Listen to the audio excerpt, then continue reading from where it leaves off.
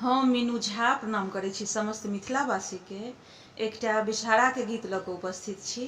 कोशिश करै छी अहाँ सबके नीक लागे। जतेक नव पबनैतिन छी तिनका सब गोटे के हार्दिक शुभकामना हमरा तरफ से।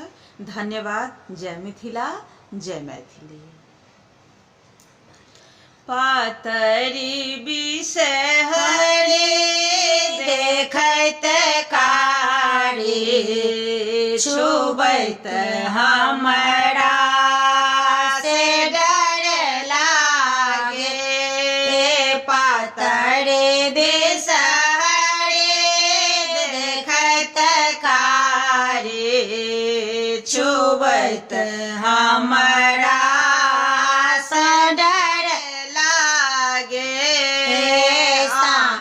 बचे कने के माटी बनब बिषहरी से डर लागे।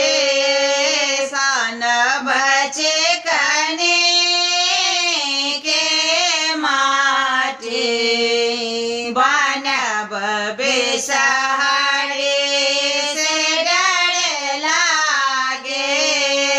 पातरी बिषहरी देखैत कारी, छुबैत हमरा से डर लागे।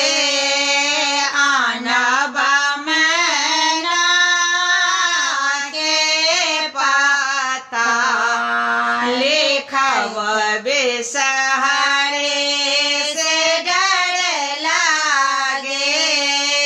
पातरी बिषहरी देखैत कारी, छुबैत हमरा से डर लागे।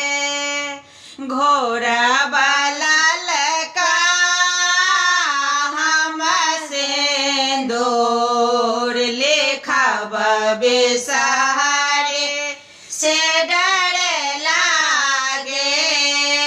घेसब श्रीखंड हम चंदन, लिखब बिषहरी से डर लागे। पातरी बिषहरी देखैत कारी, छुबैत हमरा से डर लागे।